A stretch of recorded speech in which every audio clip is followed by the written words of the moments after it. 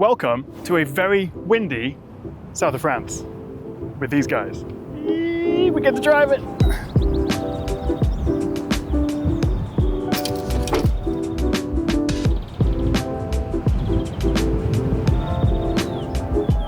All right, sit rep. We're about an hour outside of Marseille. There's a little convoy here of 3 cars. We've got the camera car in front, and I've been told to stay as close as possible to get these shots that you're seeing right now. Everyone is a professional, except me. Now, I also drive an electric car. I have done for about 4 or 5 years now, and let's just say it rhymes with Chesla. And it's a great car, but I'm looking for a change for various reasons.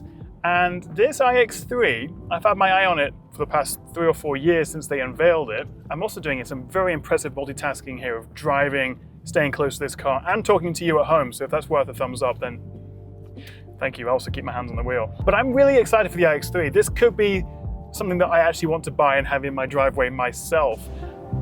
So for context, this new BMW iX3, part of their Neue Klasse family. This is the compact SUV that's launching the end of this year. Then we've got the saloon next year. This is a replacement for the current iX3, and it's powered by BMW's 6th generation iDrive technology. And there is so much I have to tell you. We have new batteries, longer range, faster charging, new powertrains, all new interior and infotainment with the panoramic vision. So this is a first drive. This is not a review, but I can tell you what it feels like to drive. So far, so good. What it's like to be inside, although they have also camouflaged the interior. You may notice it looks a little bit funny. It is still camouflaged. We're not going to see the final design reveal until they actually unveil this at the IAA Mobility Show in September in Munich. Until then, we're not going to know for sure exactly what it looks like, but we've seen what the Neue Klasse vision looks like. We can also see what it looks like with some camouflage, so you can get a sense.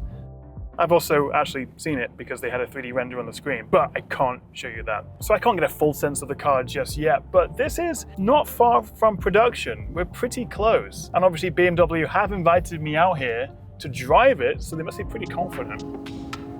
So BMW iX3, what's so special about this? Well, I reckon there's 4 things you need to know. And number 1, the battery. Now, BMW haven't disclosed the exact size of the battery in the car, but they say we'll get up to 800 kilometers of range. Then number 2, we have the charging. The iX3 is built on their 800 volt architecture. It supports up to 400 kilowatt fast charging, super fast charging. And so if you're lucky enough to find one of those super fast chargers, which apparently there are thousands of them around Europe, you can top up 350 kilometers of range in 10 minutes. They even showed me a live demo, which was pretty cool to see. So we're talking longer range and much faster charging. And also apparently the actual charging flap now uses AI to detect when it should open and close. There really is AI in everything these days. It also supports vehicle to load, so you can actually use the power of this to power other things. Perhaps a popcorn machine, as you do, or maybe even a couple of super wacky waving inflatable arm flailing tube men, if you happen to have them laying around the house. Essentially, the car becomes a power bank, supporting up to 3.7 kilowatts of power. Well, in Europe that is, it'll be slightly different around the world. We also get vehicle to home, or V2H, so if you pair your new iX3 with BMW's new wall box, which supports bidirectional charging, you'll get up to 19.2 kilowatts to power your house. Plus, there's a vehicle to grid option if you fancy selling back some of your energy to the grid. So the iX3 has a ton of new charging options. I'm glad you're confident in my driving. The third thing you need to know is, well, just the driving experience, which is pretty fundamental to a car, and here it's summed up by what BMW lovingly call the car's heart of joy. It's SuperBrain, if you like, which processes information from the new Gen 6 powertrain, the regen brakings, the steering, basically everything that goes into the driving dynamics of the car, and it's all processed 10 times faster than before. I think it's a lot more complicated than that, but I love that they've just simplified it and called it the heart of joy.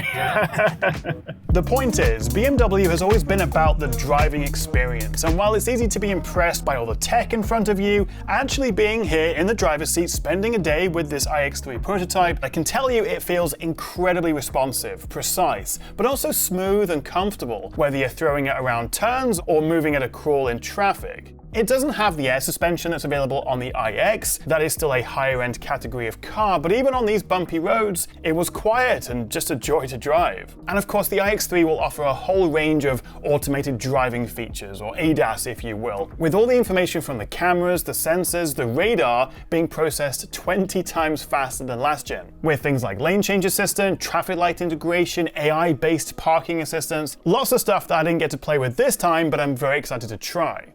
But for me, as a tech creator person thing, it's the tech. The problem we have with a lot of cars is it's just too many screens. It's too much tech. It's distracting. What I appreciate about this is it's only giving you the information and the controls that you need.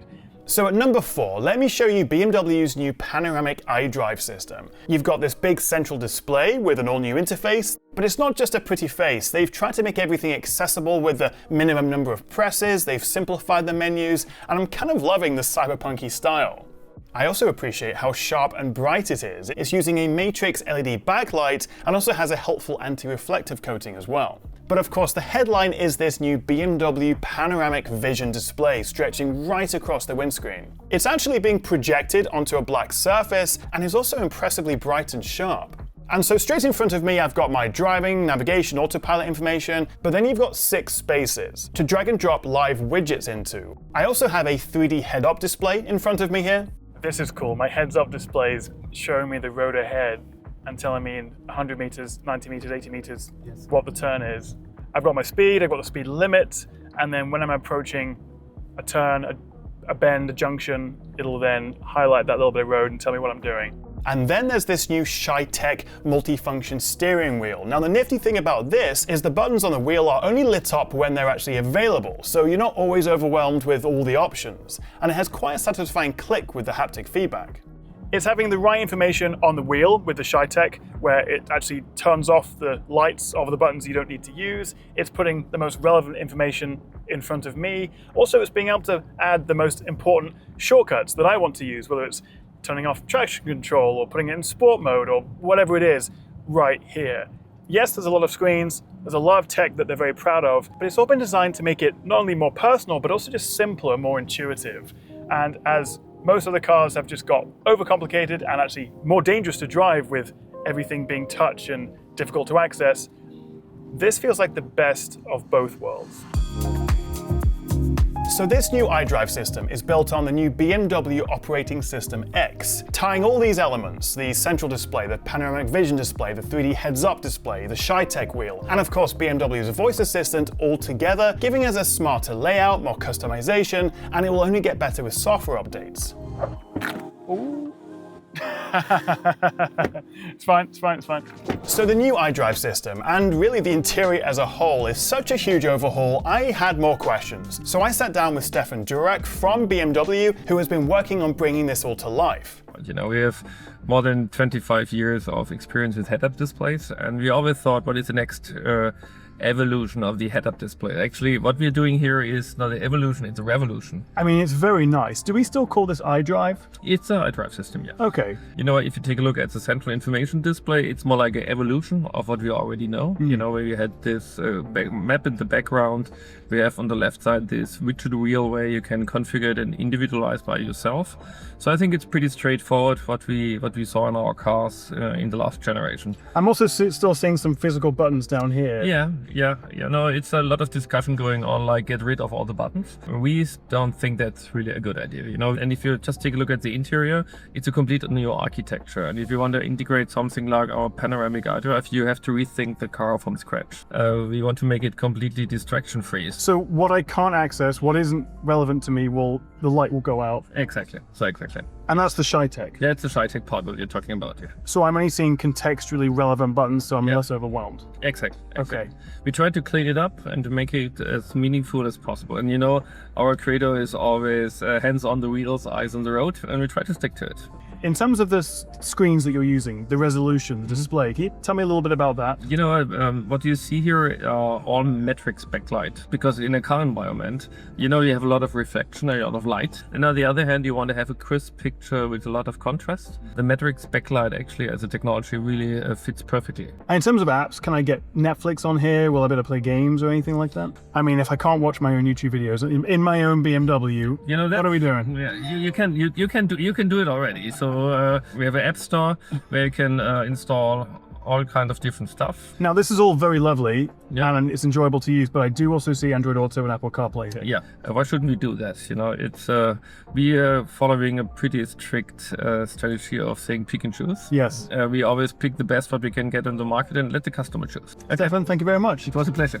The thing is though, for me and probably you as well, you set up the car how you like the first time and then never really change it afterwards. So it remains to be seen how useful having all these swappable widgets and changing all the colors and all that will be. I really need to spend more time with it, and ideally when it's not all covered up as well. But this interior, this tech cluster, or BMW Panoramic iDrive, to give it its full title, does feel properly next gen.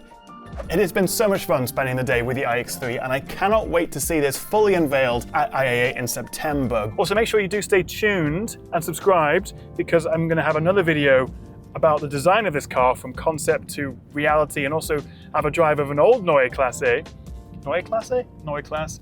Very soon, so make sure you subscribe. But what do you think so far? Excited? Anything you'd like me to test next time I drive it? Let me know in the comments below. Thank you so much for watching, guys, and I'll see you next time right here on the Tech Chat.